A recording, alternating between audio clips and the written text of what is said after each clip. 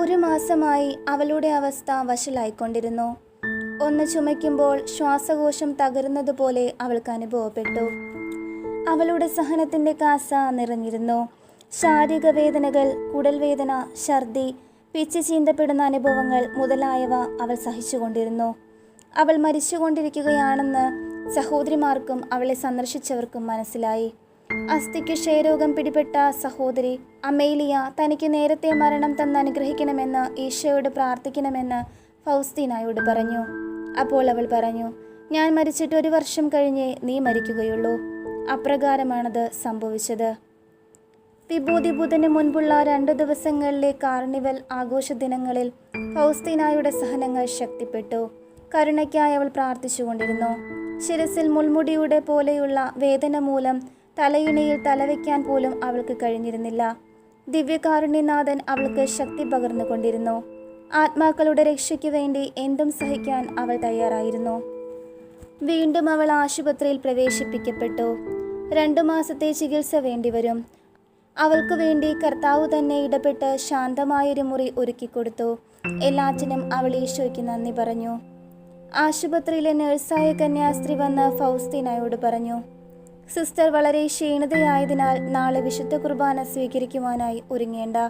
വളരെ വേദനിച്ചുവെങ്കിലും അവൾ ദൈവേഷ്ടത്തിന് കീഴ്പ്പെട്ടു. പിറ്റേന്നു രാവിലെ ധ്യാനത്തിനു ശേഷം അവൾ ദിവ്യകാരുണ്യ സ്വീകരണത്തിനായി ഒരുങ്ങി. അപ്പോൾ ഇതാ അത്ഭുതം നടന്നു. എൻ്റെ സ്നേഹവും ആഗ്രഹവും അത്യുച്ചയിലായപ്പോൾ ഇതാ എൻ്റെ കിടക്കക്കരികെ ഒരു സെറാഫു മാലാഖ വന്നു. ഇതാ മാലാഖമാരുടെ നാഥൻ എന്ന് പറഞ്ഞുകൊണ്ട് എനിക്ക് ദിവ്യകാരുണ്യം തന്നു. വിശുദ്ധ കുർബാന സ്വീകരിച്ചപ്പോൾ എൻ്റെ ആത്മാവ് പാരവശ്യത്താൽ ദൈവസ്നേഹത്തിൽ മുങ്ങിത്താണു. ഇപ്രകാരം 13 ദിവസം ഇത് ആവർത്തിക്കപ്പെട്ടു. 2 ആഴ്ച കഴിഞ്ഞപ്പോൾ എഴുന്നേൽക്കാൻ അവൾക്ക് അനുവാദം കിട്ടി. അവൾക്ക് ദിവ്യബലിയിൽ പങ്കുകൊള്ളുവാനും നാഥനോടൊത്ത് ചാപ്പലിൽ സമയം ചിലവഴിക്കാനും സാധിച്ചു. അവളുടെ രോഗം വളരെ ഗൗരവമായ അവസ്ഥയിലാണെന്ന് ഡോക്ടർ പറഞ്ഞു. ഡോക്ടറുടെ പരിശ്രമവും അധികാരികളുടെ നല്ല പരിചരണവും ഉണ്ടായിട്ടും തൻ്റെ ആരോഗ്യം ക്ഷയിക്കുകയാണെന്ന് അവൾക്ക് മനസ്സിലായി. ദൈവത്തിൻ്റെ കരുണയിലുള്ള ശരണം അവൾ പുതുക്കി.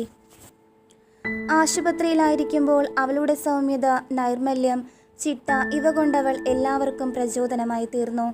അതുപോലെ സ്റ്റാഫിനോടുള്ള അവളുടെ ആദരവും അനുസരണവും വിധേയത്വവും. അവളെ പരിചയപ്പെടുന്നവരെല്ലാം അവളെ സ്നേഹിച്ചു. അവൾ അല്പം മാത്രമേ സംസാരിച്ചുള്ളൂവെങ്കിലും അവളുടെ സാന്നിധ്യം വാചാലമായിരുന്നു. ആഗസ്റ്റ് 24 ഫൗസ്തീനായുടെ അവസ്ഥ വഷളായി. ആഗസ്റ്റ് 25 ഫൗസ്തീനായുടെ 33-ാം ജന്മദിനമായിരുന്നു. അന്നവൾക്ക് രോഗീലേപനം നൽകി. ആഗസ്റ്റ് 28 ഫാദർ മൈക്കിൾ സൊപ്പോക്കോ അവളെ സന്ദർശിച്ചു. സെപ്റ്റംബർ 18 അവളെ മഠത്തിലേക്ക് കൊണ്ടുപോകാൻ തീരുമാനിച്ചു. മഠത്തിലെത്തി.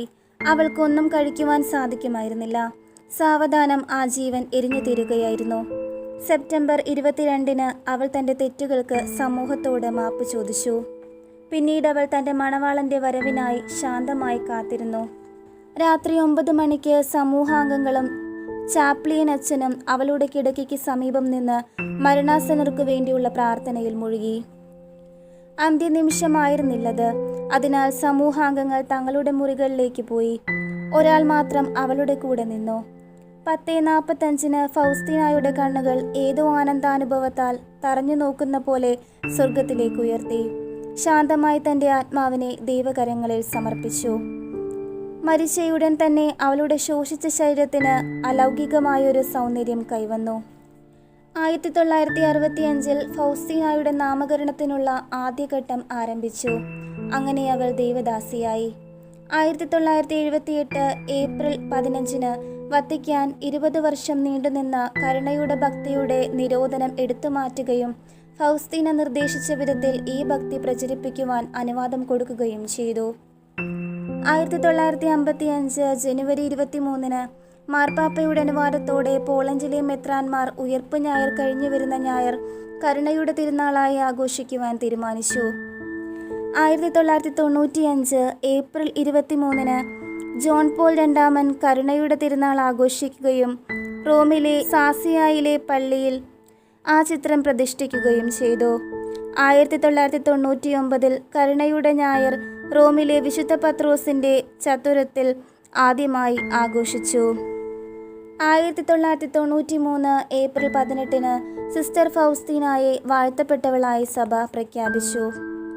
2000 മെയ് 30 ഫൗസ്തീനായെ വിശുദ്ധയായി ജോൺ പോൾ മാർപ്പാപ്പ പ്രഖ്യാപിച്ചു. അന്ന് തന്നെ മാർപ്പാപ്പ ദൈവകാരുണ്യ തിരുനാളും സ്ഥാപിച്ച് കർത്താവിൻ്റെ ആഗ്രഹം പൂർത്തിയാക്കി.